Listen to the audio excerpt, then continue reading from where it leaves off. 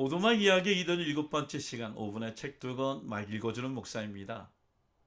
일반 서적이 질문하고 신앙 서적이 대답하는 시간. 오늘 소개하는 책의 주제는요, 욕망이라고 하는 것입니다. 욕망.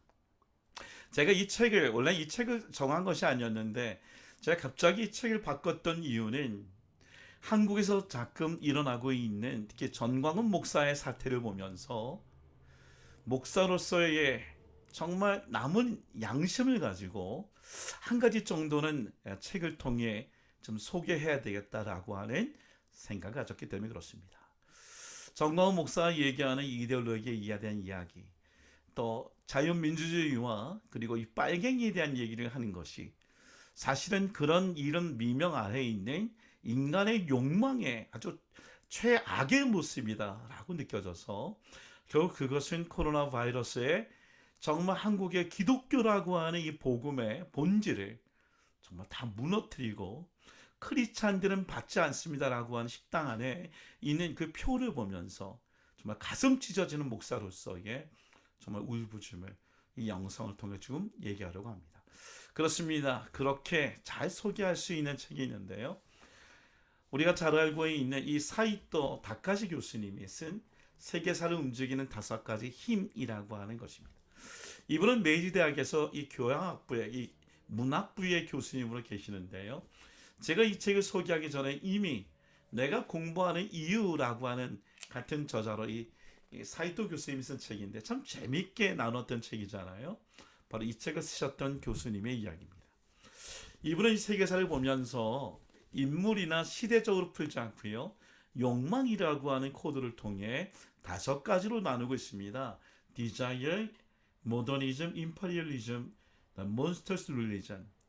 그 중에 많은 얘기를 하겠지만 오늘 이 임페리얼리즘에 대해서, 이론에 대해서 좀 얘기하려고 싶습니다. 그렇습니다. 이렇게 얘기해요. 페이지 180페이지.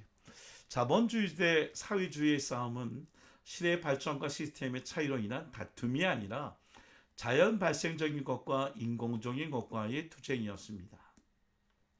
자본주의는 어떤 의미에서 욕망을 중심으로 돌아가는 시스템인데 여기에서의 욕망이 꼭 나쁜 것만은 아닙니다.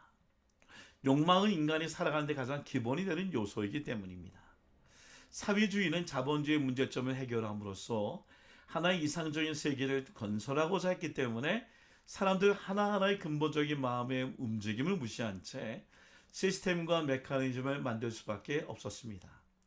그렇게 인간의 욕망을 완전히 무시한 채 이론적으로 이상적인 시스템을 만들었지만 결국 그것을 운영하는 인간은 여전히 욕망을 갖고 있기 때문에 그것이 제대로 돌아갈 수 없었던 것입니다.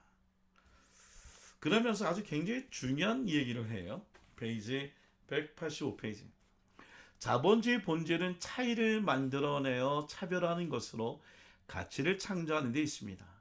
이로 인해 자본주의 사회는 물건을 소비하는 욕망 긍정 사회가 되었습니다.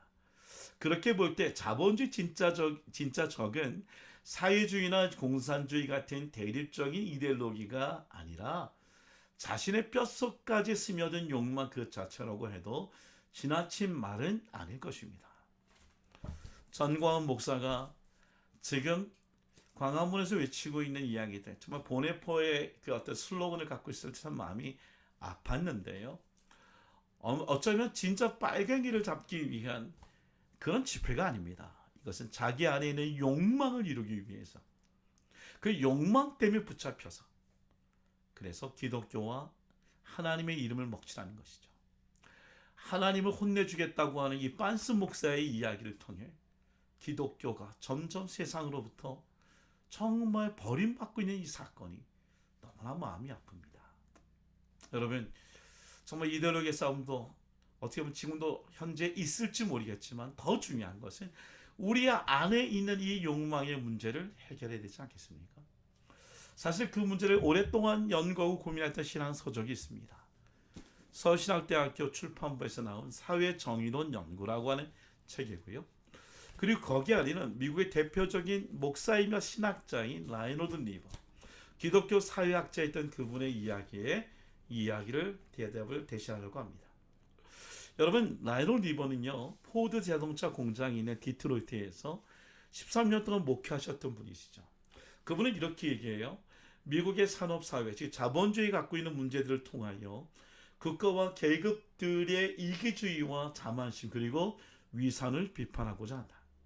리버는 개인윤리와 사회윤리를 구별할 것을 주장하였다. 개인은 어느 정도 도덕적일 수 있으나 집단 이기주의 때문에 개인보다 비도덕적이라고 하였다. 이게 도덕적인 인간과 비도덕적인 사회를 두고 얘기하는 것이죠. 근데 거기에 근간에 있는 이야기를 해요. 페이지 29페이지. 인간의 삶의 욕망을 가진다는 점에서 짐승과 다른 점이 없다. 그러나 리버는 인간이 다른 동물과 다른 점은 필요 이상으로 그의 욕망을 확장시키는 상상력을 갖추고 있다는 것이다. 이거 자세히 얘기하기는 어려워요. 이 욕망이 갖고 있는 걸 통해 이 권력의 남용, 그것을 위한 균형 이런 얘기를 쭉 얘기하고 있는데 페이지 41페이지. 리버의 사회 정의를 실현하기 위한 권력 정치 이론은 힘의 균형을 근거해서 실현될 수 있다고 보아 권력의 중앙 조직과 권력의 균형을 주장하는 것이다. 여기에는 사랑이 뒷받침되어야 한다. 마지막 이야기하고 마칠게요. 이 사랑에 대한 얘기를 잘 얘기하고 있습니다. 리버에게 있어서 논리적 규범의 근거는 완전한 사랑이다. 즉 예수가 짊어진 십자가에 의해 상징되는 희생적 사랑이다. 이 완전한 사랑을 리버는 불가능한 가능성, impossible possibility라고 부른다.